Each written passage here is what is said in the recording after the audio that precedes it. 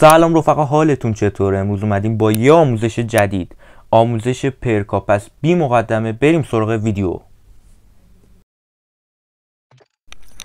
پرک بمب اسکواد به شما کمک میکنه که دیگه مواد منفجره روتون اثر نذاره. مثلا وقتی نید نزدیکتون میترکه دمیج خیلی پایینی بهتون میده. پرک بعدی هم یعنی از همون چپ به راست پرک دوم بتل هاردن هستش که اونم کمک میکنه اثر EMP و فلش بنگ انمی و اینجور چیزا کلا روتون نمونه، یعنی کوریتون خیلی کمتر میشه. و پرک سوم هم ریسوپلای. استفاده کردنش اینجوریه که وقتی شما این پرک رو دارید اگه بهتون نارنجک پرتاب بشه عین مولتی سری میتونید برش دارید و به سمت انمی دوباره پرتابش کنید. پرک بعدی هم که همون پرک هایالاره که نشون دادن ایم شدن توسط انمیه، یعنی اینکه وقتی حواستون نیست و یه انمی ایم گرفته روتون بهتون هشدار میده، بغل صفحتون رنگی میشه. بریم سراغ بخش دوم. پرک اول همون رفقای دبیرستان دم دکن که وقتی میخواید چیزی بخری، همون لاشخور، یعنی برداشتن تیر و آرمور اضافه از انمی وقتی که زدین داونش کردین. پرک بعدی یعنی همون پرک دوم هم که اسمش هست استرانگ آرم، یعنی وقتی میخواین نیدی رو پرتاب کنید پرقدرت‌تر پرتاب میکنه اگه این پرک رو داشته باشید. پرک سوم هم که هست فست هند، ریلود سریع گان و سویچ حرفه‌ای گان، یعنی وقتی میخواید گاناتون رو عوض کنید خیلی سریعتر عوض میکنه. ریلودش هم که تعویض خشاب سریعتری داره قطعا. پرک چهارم هم که توضیح دادم بهتون همون هایالاره. بریم سراغ بخش بعدی. اینجا هم 2 تا پرک جدید داریم به اسم گوست و فوکوس.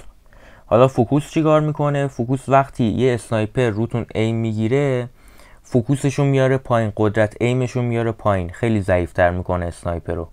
خب پرک گوستم که برای فرار و ردیابی نشدن از UAV انمیه، یعنی تو مینی مپش وقتی UAV میزنه شما رو به هیچ وجه نشون نمیده.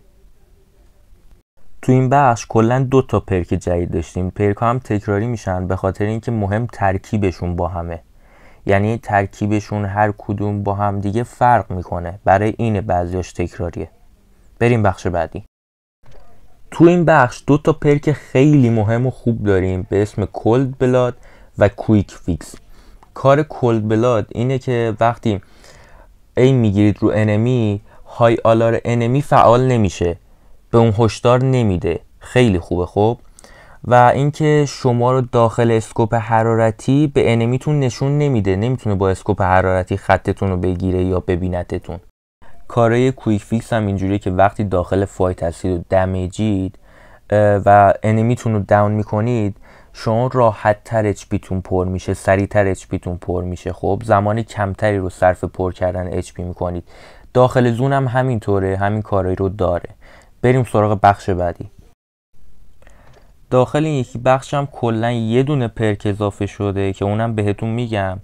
آخر این ویدیو هم براتون گیم پلی گذاشتم که اگه خواستید ببینید، اگر هم نخواستید که اشکالی نداره. ویدیو رو لایک و سابسکرایب کنید، حتما از منم حمایت کنید. پرک آخر به اسم دابل تایمه، یعنی موومنت اسپیدتون رو خیلی بالا میبره و تا 30% سرعتش رو افزایش میده. بقیه پرکا هم همونطوری که بهتون توضیح دادم فرقی با قبل نکرده، فقط مهم ترکیبشونه. بازم میگم مهم ترکیب پرکاست که ازشون قدرت میسازه. اگه از این ویدیو خوشتون اومد حتما با لایک و سابسکرایب بازم میگم از من حمایت کنید. ممنون. خدا نگهدار.